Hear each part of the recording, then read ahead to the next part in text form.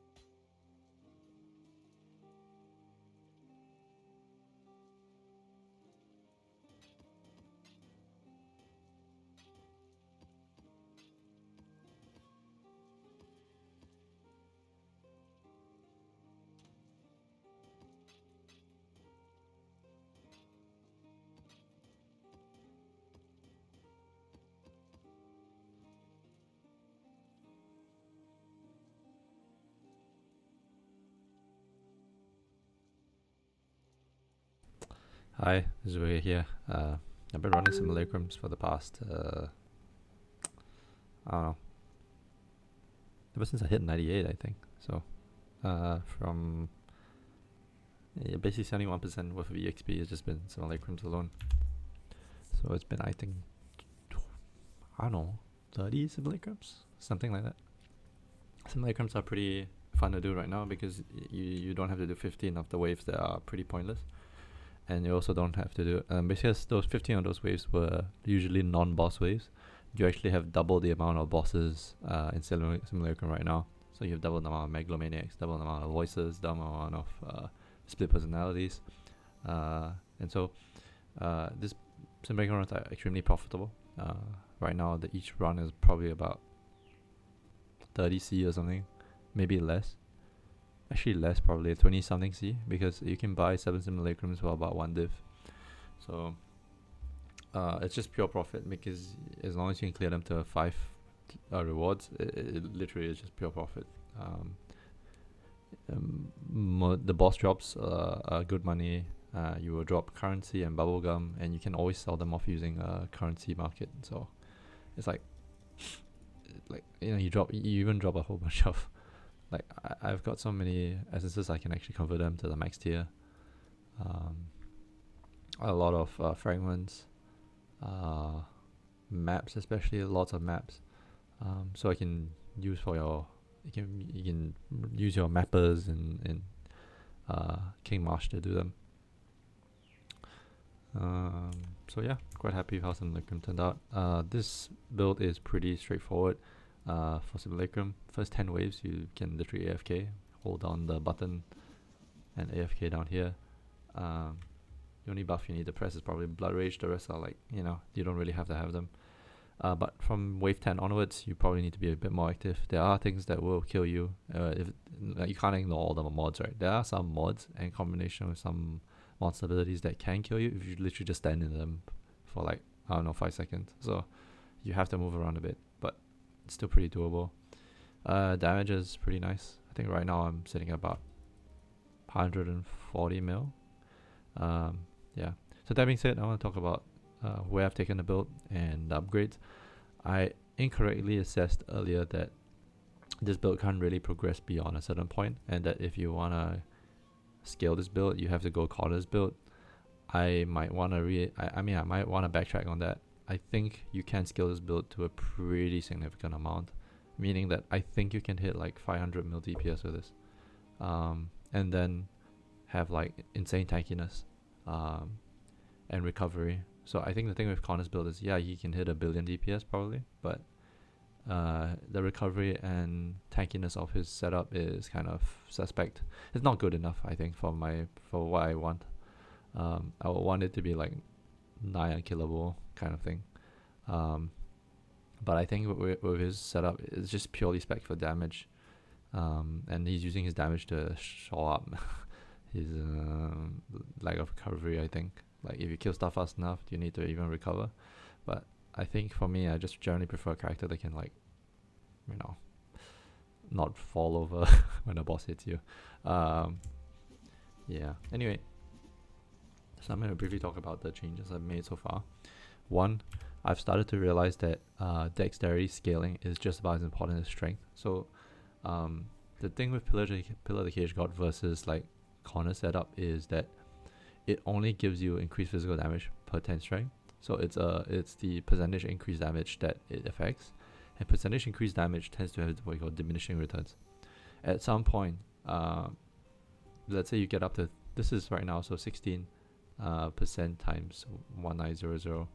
I can type in for you what is it. It's about 3,400, 3,040, around 3,000. Okay, let's call it 3,000. There's about 3,000 increase damage total from the pillar. The trauma is giving 60 stacks, so about 60.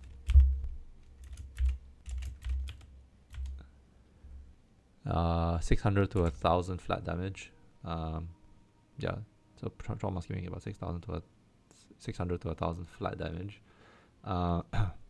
And what I'm realizing is that dexterity actually gives you quite a significant amount of attack speed. So if you look at this, 1% increase attack speed per 10 dexterity, this is 75% attack speed essentially. And because if you're scaling strength using like percentage increase attributes, you're already scaling dex indirectly. So like, the chest has 6% increase attributes. You're also indirectly scaling dexterity. It's just that you probably need more flat dex rolls. So what I've done in this adjustment is, first things first, I went for Eyes of the Grey Wolf. I was looking at amulets and I realized that, corners are mostly going for simplex. And so Eyes of Grey Wolf are kind of like, nobody's looking at them, okay? And for me, when I was thinking about it, I said, the increased attributes here are definitely lower than a simplex, for sure, about 10% less increased attributes. But what a Grey Wolf has that simplex does not is that he has access to stuff like additional physical damage reduction. And this build really loves physical damage reduction. It loves it because you trauma stacks basically, one, it reduces the amount of incoming damage you take, and two, it turns that incoming damage you take into recovery, right? Because the more damage you prevent, the more you turn it into, the more heals you get out of it. So, we already got conditional physical damage reduction on the focus mod, and then you have 8% here, but this is 12, and that's a pretty significant amount. You really, like, if you think about it in terms of priority, I take 2 points here, right? And I forego like 20% chaos rest just to get these two, right? And you can get this, which is 3 times the amount of each node on the Eyes of Grey Wolf. So when I was looking for this, I realized there was no one on the market for 15 divs. So I was thinking of buying a simplex, and then I was like, well, but corners made them all expensive. Simplex base is 100 divs, and a crafted simplex with decent mods is like 150 to 200 divs.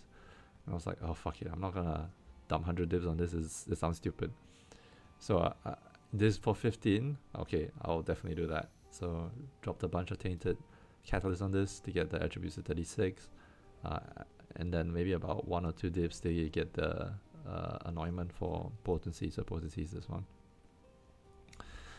So that's 15 divs there. Okay, well, we can call it 18 divs. You can call it, this is 18 divs there.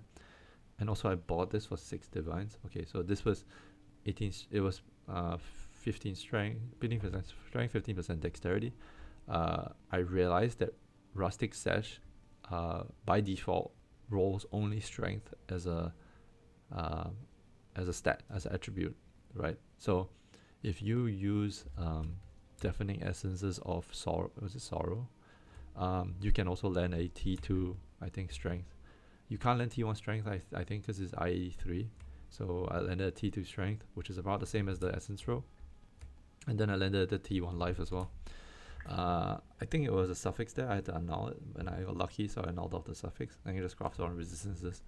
Unfortunately, there's no other attributes I can craft on here because of I can't craft any hybrid. Both hybrids are blocked out because of the T2 dex and strength rolls, and I can't craft int on this because it's a strength base. So yeah, so I put resistances here, and then I put the attributes on the boot. So this gives me 15% more dex, and then this is like 36 more dex, so 40% dex increase. This ring already gives me dex because it's 100. So I went from like 400 dex to like 750. So I got another like 35% attack speed. Yep, 35% attack speed. And for this build, like, attack speed is just king. Attack speed is just damage because of trauma. What else? Oh yeah, I upgraded the helm. So not really upgraded, but I saw this on the market for 25 divs, and I was like, okay, although this doesn't have the, honestly, the other helmet I have is more of a steal, right? For 15 divines, that one was like insane, because for a build that uses negative chaos res, the other one's just insane. But this one is just better because it gives me chaos res here. So I bought this. Prefixes unfortunately had, I think, T2 Fist Against Fire. I had to roll that off, so suffix is going to be changed. Reforged life, had to do it twice. First time I got like T5 life. Second time I got T2 life and hybrid. T3 life and hybrid, sorry, and that's like almost like T1 life. So I just took this as it is. Craft on the additional physical damage reduction while focus. Armor is around the same as the other one, so it doesn't really matter. So yeah, I'm just sell the old one off, probably for a significant amount because the old one has like a chaos mod. Can probably get like 60 divines for it, but I'm just trying my luck right now. So this one 25 divines, plus the crafting was about 30 divines. Okay, then next what I did was the pathing has changed because I really need the chaos res, so I dropped chaos res here, dropped the chaos res here. I did get chaos res here, so I need one row of chaos res. And what I did to solve that problem is actually to put, I want to sell this off, is to put a light of meaning here. So wait, hold on, let me sell this. Where's this? Okay.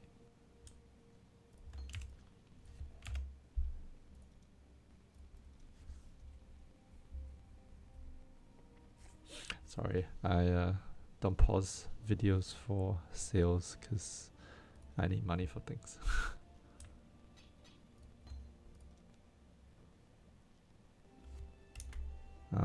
Brother, it's 49.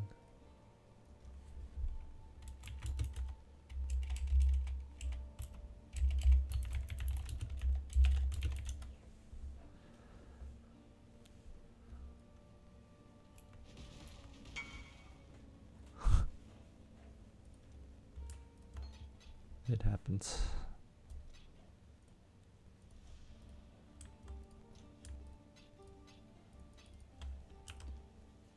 Okay.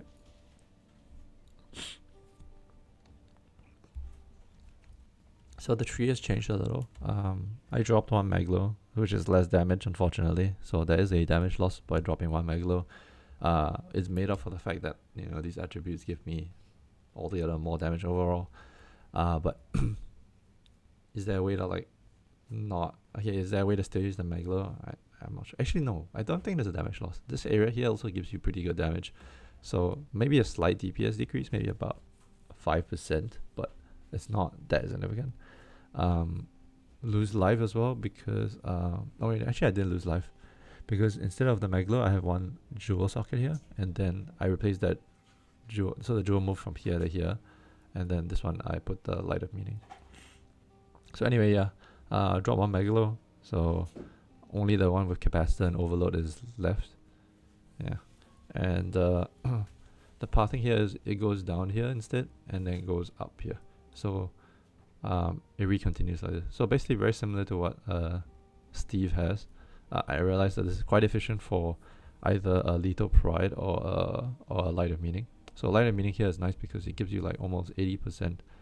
So 1, 2, 3, 4, 5, 6, 7, 8, 9, 10, 11, 12, 13, 14, 15, 16.